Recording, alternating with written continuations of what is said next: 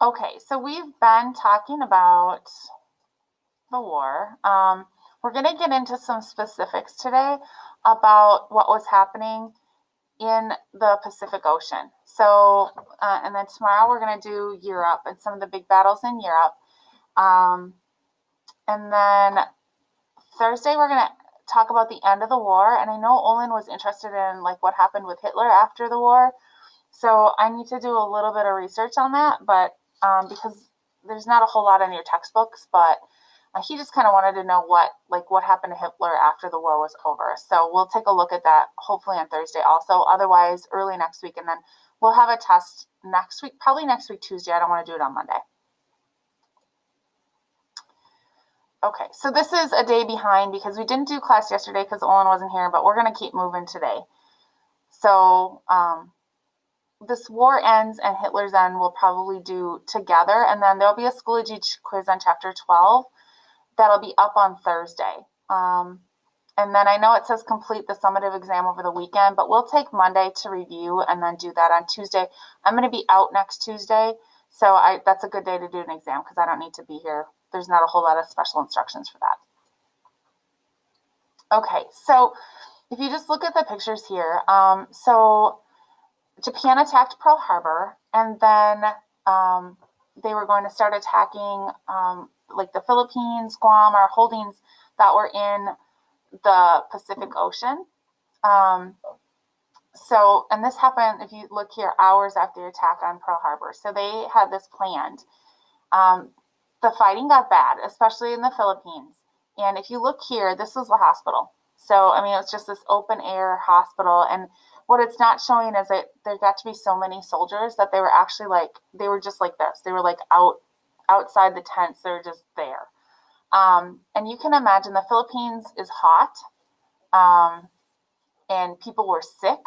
So what do you think was going to be happening besides people being in the hospitals? Any guesses? Wait, what did they I said, sick and yeah, so with the heat and the humidity, how clean do you think it was? It was dirty, but I didn't like the sickness pass on from the other people. Yeah, so people would get sick. There were, fevers and things that were going around. Plus, you think about like just the smell, and it attracts flies, and there was like people would get infections. So it wasn't good.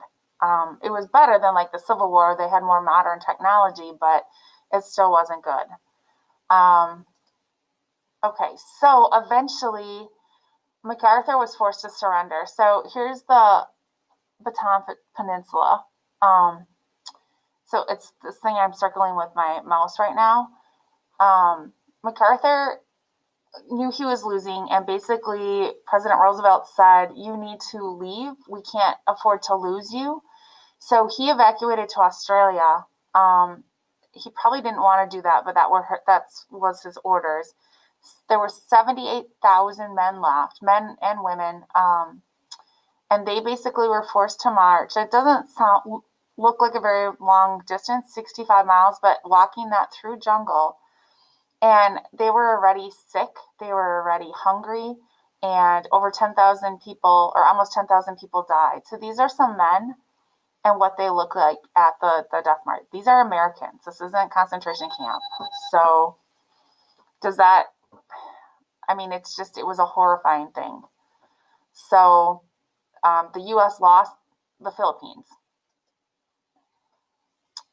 So we knew we needed to step up and do something. So what the Americans decided to do is they decided that they needed to attack on Japan's land because that would have a bigger effect than just doing these battles in the islands and things like that.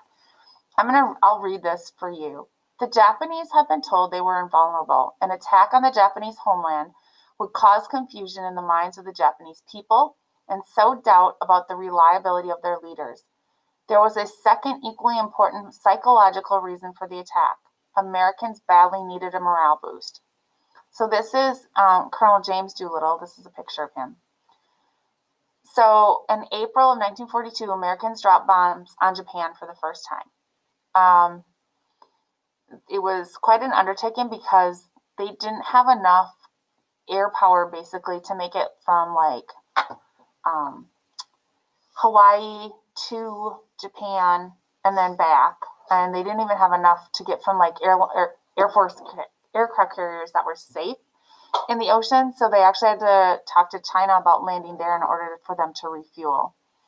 It had a good effect. The Japanese, you can see, they were horrified. They realized that the bombs actually came close to killing their emperor. They had planned to cut off supplies to Australia and attack the last Pacific U.S. base at Midway. And this gave them pause, meaning like it didn't happen in the order that they thought it was going to happen, because they didn't realize that the United States had this power that they could actually attack Japan at home. So it was a pretty big deal. I have a couple battles in here. I don't normally like. I know for like the Civil War, and the World War I didn't really talk a whole lot about specific battles, but some of these are pretty infamous and have gone down in history. So there's just a couple here. We've got the Battle of the Coral. We'll talk about the Battle of the Coral Sea, the Battle of Midway, and D-Day for sure. So those are three that you should at least have an idea of what was happening there. So the Battle of Coral Sea, if you look here in the picture, the Japanese were coming here. The Coral Sea is here. Can you see where my cursor is? And they basically wanted to cut off supplies that were coming from Australia. So they didn't want Australia to be able to get supplies to U.S. holdings in the Pacific Ocean. U.S. code breakers, so there were people that was their job to just intercept and break codes, heard about it. Like they understood what was going to happen. So they sent the Yorktown, you can see the Yorktown here, and the Lexington. They sent them here to intercept the Japanese so that they wouldn't come through. The Japanese actually sank the Lexington and damaged the Yorktown, though it was able to function after that. So there were American lives lost, absolutely. But the good thing that happened was they stopped the Japanese from advancing all the way to Australia, and supplies were still able to get out. So that was really important and a really important part. Okay, on our end, we also had a code, and I mentioned it, I think, last week, but the Navajo code talkers, they were used to create and translate messages without fear of being understood by the enemy. So basically, the Navajos had their own language. It wasn't written. Nobody knew the language except the Navajo Nation, and then there were a few like scientists that had studied the Navajos. So there was no way to interpret what they were saying because there was no link to that language anywhere else in the world. And I've got a clip, and I'll show you kind of how it worked. So the involvement was so secret that nobody even knew about it until 1968, well after the war was done, and it was actually the people involved were actually awarded the Congressional Gold Medal in 2001. So I'll show you this clip. I think it's only 2 minutes long. Hello. Oh, hi, Olin.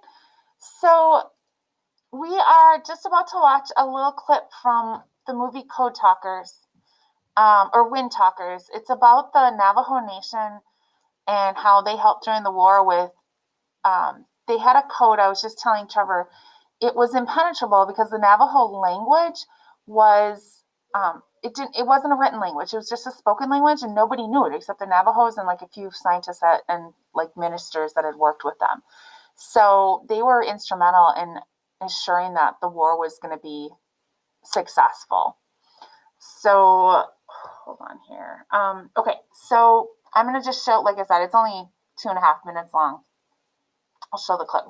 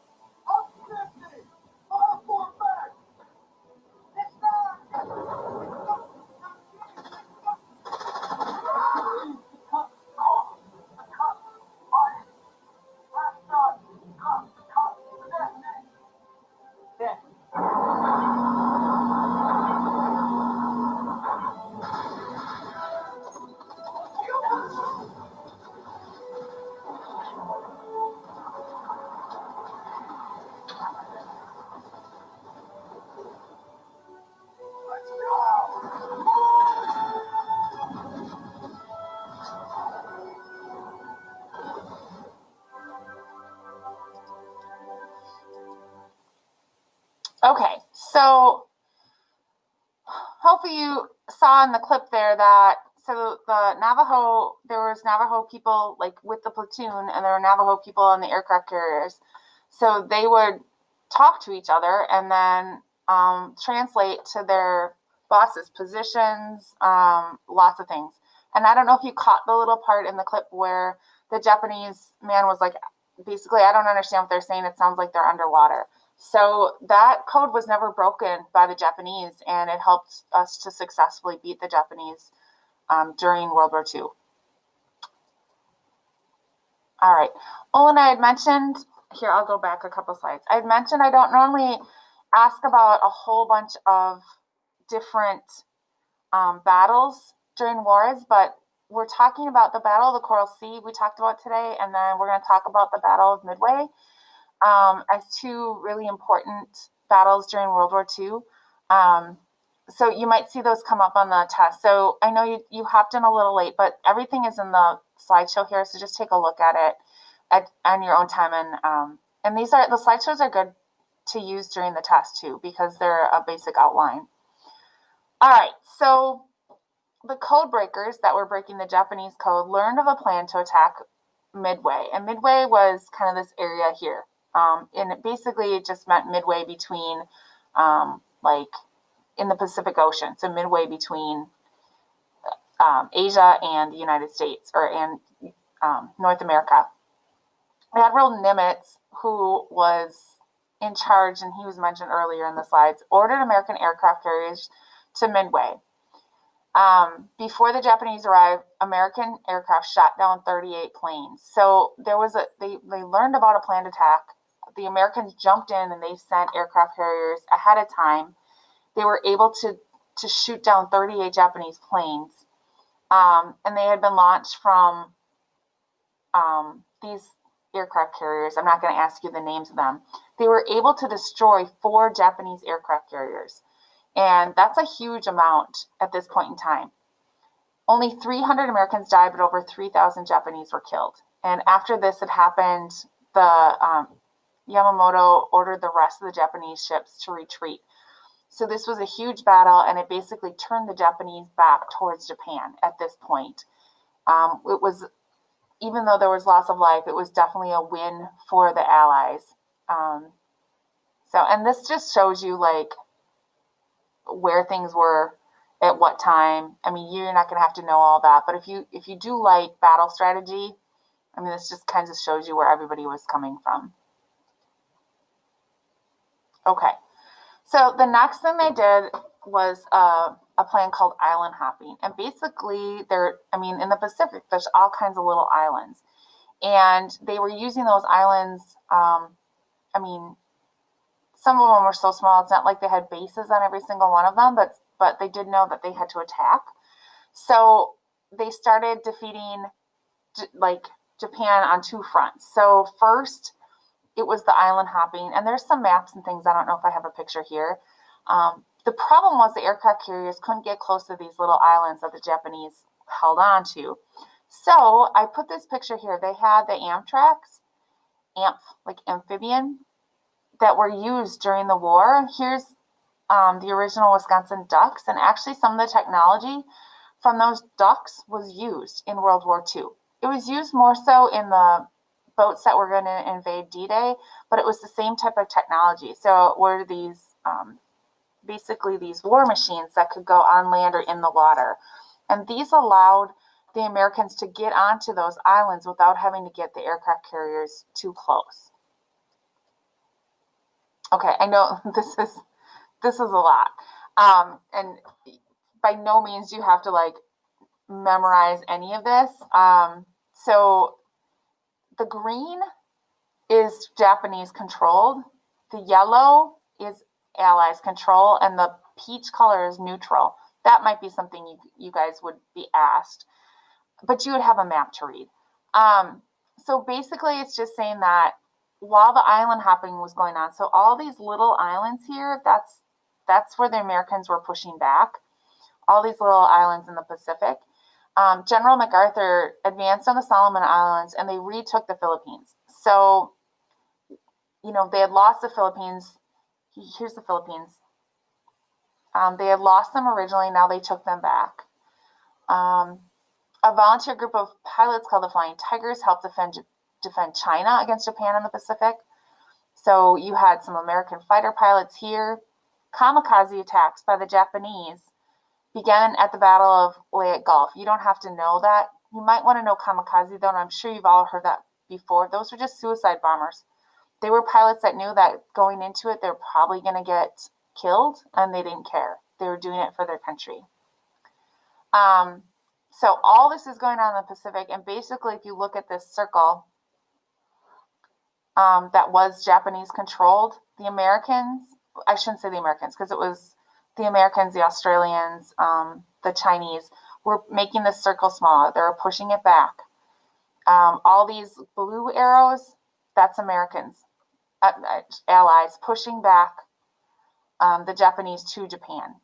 So even with the retreat, you can see it took until 1945 for MacArthur to fully take back the Philippines, and over 100,000, that's 100,000 Filipinos actually died in the fighting, innocents. So you're talking not soldiers.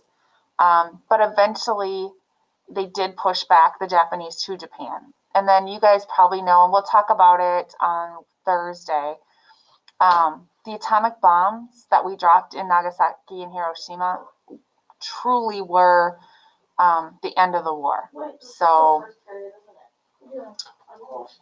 okay. Do you guys have any questions? So this is in the slideshow. If you're interested, and this is something you enjoy learning about, these are the ones that are here that you can click on. Those are just documentaries on YouTube. And then I put some movies that are pretty good movies about World War II. And these take place in the Pacific Ocean. There's lots and lots of movies about World War II that focus in Europe. And then these are just some that focus on the war in the Pacific. All right, so do you guys have any questions? No. Okay, so Olin, like I said, everything that we covered is in the slideshow, so if you want to take a look at that. I think you might have missed, we're going to do a quiz on chapter 12 on Thursday. It'll be up on Ready on Thursday, just do it over the weekend. And then we'll review on Monday, and Tuesday we'll do the test. Because I'm going to be out on Tuesday, so I will just let know whoever's subbing for me, or it might just be that it's online that day. I'm not sure what'll exactly happen, but we'll just do the test that day, because that'll give you time during class to work on it. Does that sound good? Yeah. Okay. Okay, guys. Okay. All right. Well, if I don't have anything else, so you guys have a good day, and I'll see you tomorrow. All right. Have a good day. Yep. Bye, guys. Bye. I think that's definitely too long.